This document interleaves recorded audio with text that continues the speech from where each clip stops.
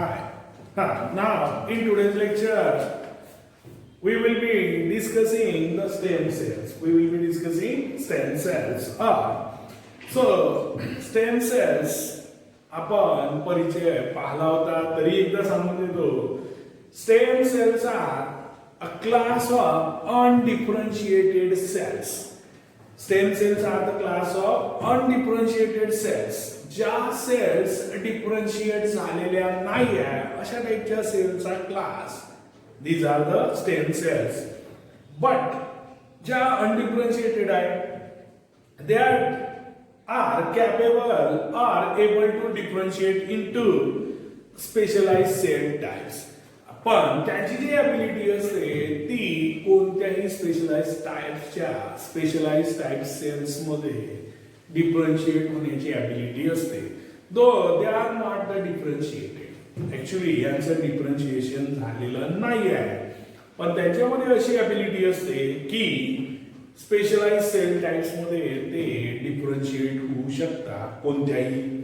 Commonly stem cells are come from the main sources आणि मग come from the two main sources. दोन main source आहे की ज्याच्यापासून आपल्याला स्टेम सेल्स मिळते हे आपण डिस्कस केलेलं आहे. तरी की ब्लास्टोसिस नावाची जी स्टेज असते किंवा फेज असते जेव्हा एम्ब्रिओ काय होत असते तर फॉर्म होत असते त्या दरम्यान ब्लास्टोसिस नावाची फेज असते एम्ब्रिओलॉजिकल डेव्हलपमेंट्स मध्ये. त्या फेज मधनं सुद्धा आपल्याला स्टेम सेल्स मिळू शकतात. आणि second it is adult tissue ऍडल्टच्या स्टेम सेल्स याच्यापासनं आणि मग त्याच्यामध्ये वेगवेगळे पार्ट्स असतात तर ते बघू. पण सर्वात महत्वाचा point these are the undifferentiated types of cells are a class of undifferentiated cells ज्याचं डिफरन्शिएशन झालेलं नसतं. पण त्यांच्या जो ॲबिलिटी असते की कोणत्याही स्पेशलाइज्ड सेल टाइप्स मध्ये ते डिफरन्शिएट होऊ शकतात आणि मग आपल्याला ज्या सेलचा टाइप पाहिजे टिश्यू पाहिजे किंवा ऑर्गन पाहिजे ते सुद्धा त्याच्यापासून मिळवता येतात स्टेम सेल्स. म्हणूनच याला मराठीमध्ये मूल पेशी म्हणतात. मूळ. ओके. तर these are the special type of cells that is present in the body of multicellular organism. These are the special type of cells, but these are present in the multicellular organisms of body. किंवा body of multicellular organisms म्हणजे हा फक्त multicellular ऑर्गॅनिझमच्या बॉडीमध्येच असेल. and these are the special type of cells. These cells gives rise to all other types of cells present in the माझ्या पुस्तकात body लिहून आहे that is body पाहिजे present in the body of multicellular organisms. So these cells gives rise to all other types of cells present in the body of multicellular organism. Multicellular ऑर्गॅनिझमच्या बॉडीमध्ये कोणत्याही टाइपच्या cells असो त्या या stem cells पासनं या मूल पेशीपासनं आपल्याला प्रोड्यूस करता येतात. म्हणजे मल्टीसेल्युलर ऑर्गॅनिझमचा each and every organ can be synthesised म्हणजे आपल्याला त्याच्यापासून बनवता येते. कारण याच्या जो ॲबिलिटीज असते स्पेशलाइज्ड टाइपच्या सेल्स मध्ये डिफरन्शिएट होण्याची. म्हणून मग आपण सेल्स बनवू शकतो. मग सेल्स पासून टिश्यूज पासून ऑर्गन अशा प्रकारे आपण सिंथेसाइज करू शकतो.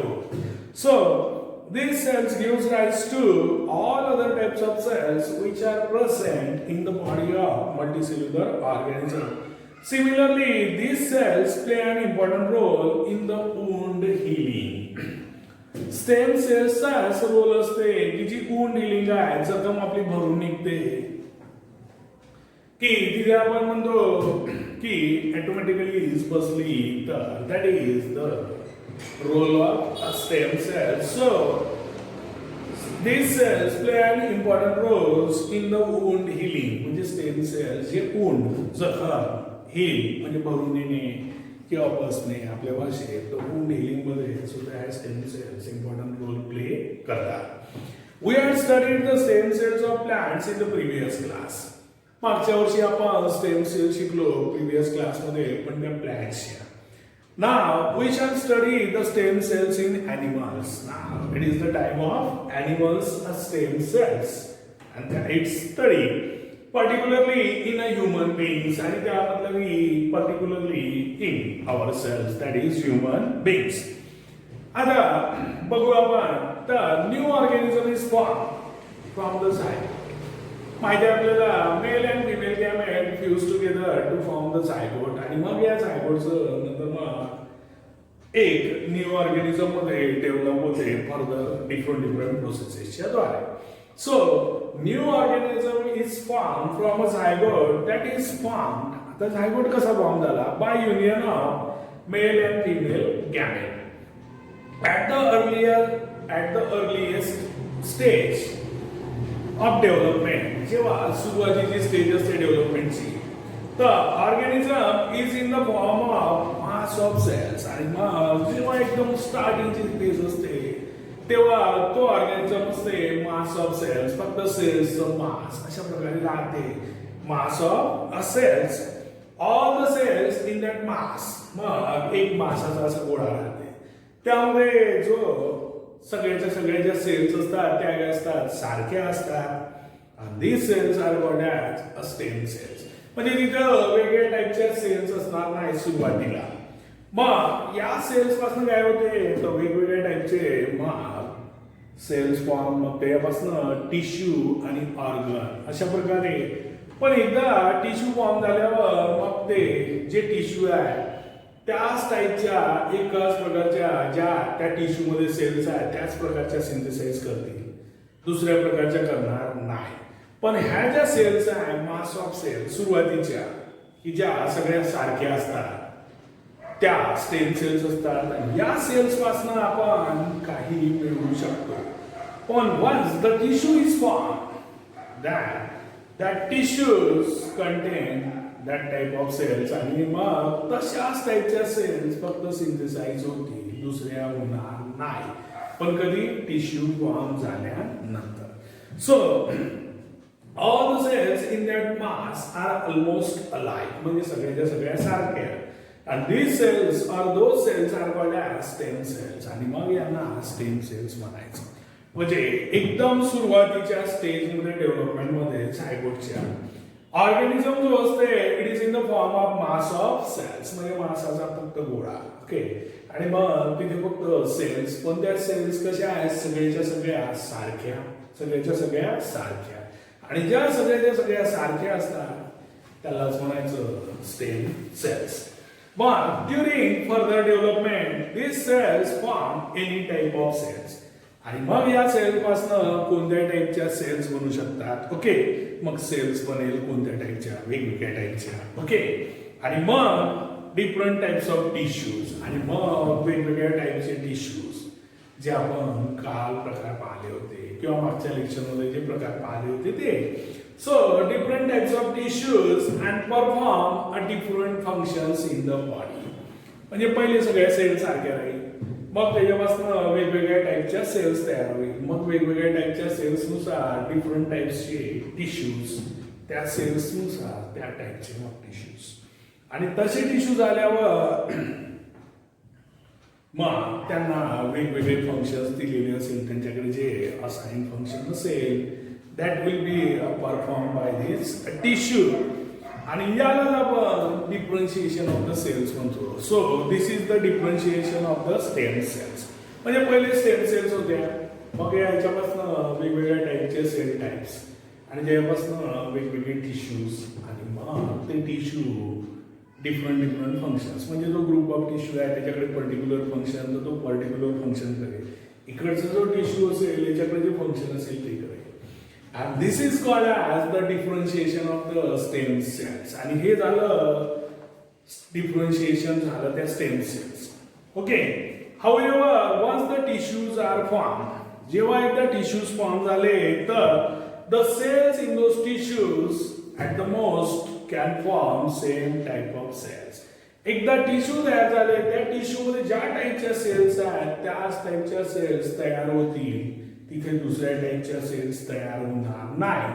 म्हणजेच काय होईल, टिश्यू एकदा तयार झाल्यावर त्या टिश्यू पासून दुसऱ्या सेल्स बनवता येणार नाही. त्या टिश्यू मध्ये ज्या सेल्स असतील त्याच टाईपच्या सेल्स बनतील. Okay, are you getting me? हा, तर बघून घ्या एकदा पुन्हा. However once the tissues are form, जेव्हा एकदा टिश्यू तयार झाले, okay, the cells in those tissues, त्या टिश्यूज मध्ये असणाऱ्या cells at the most can form same type of cells.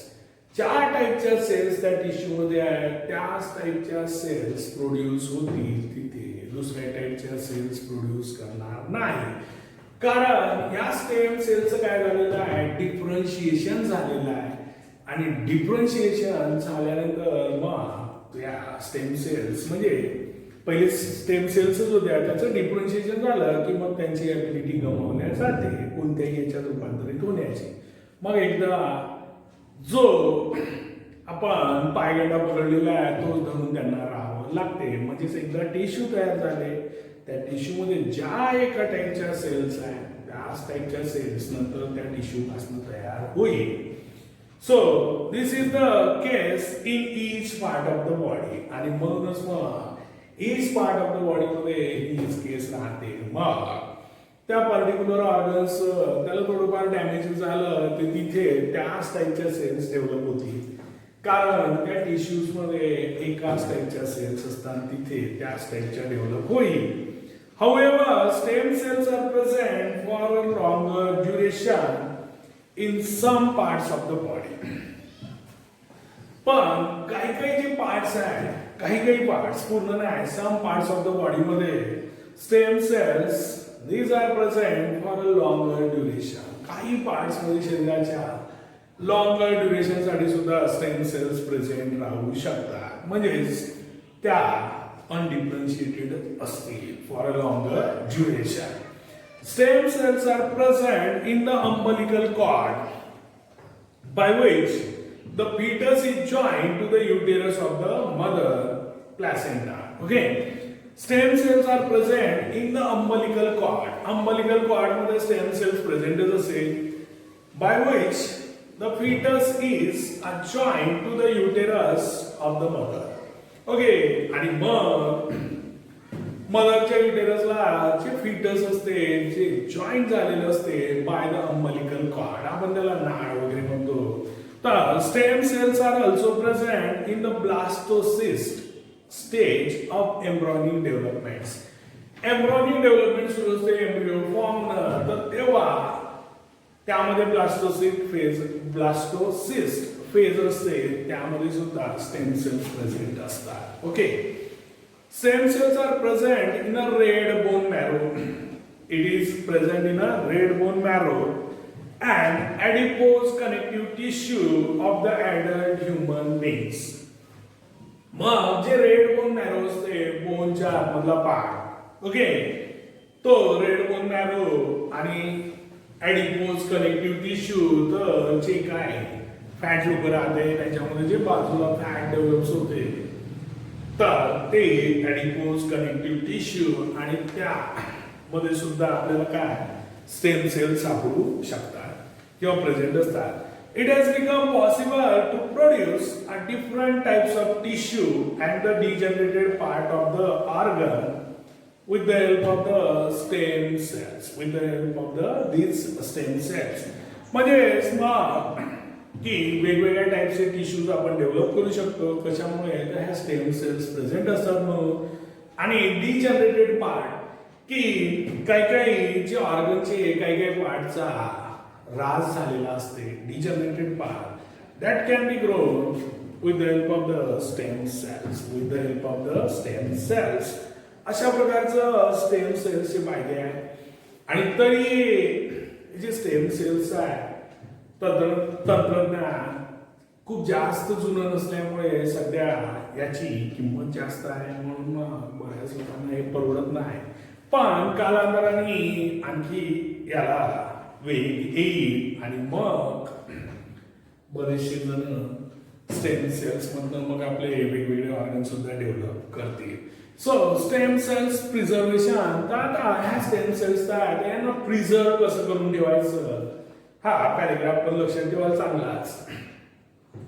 For the purpose of preservation म्हणजे साठवणूक करून ठेवणे. Okay, stem cell samples are carefully collected from a source or from sources like the cord blood, that is umbilical cord blood, okay, red bone marrow or embryo blastocysts and are kept in a small sterile vials. आणि मग पहिले काय करायचं तर याला preserve करायचे stem cells. तर stem सेलचं sample collect करायचं केअरफुली.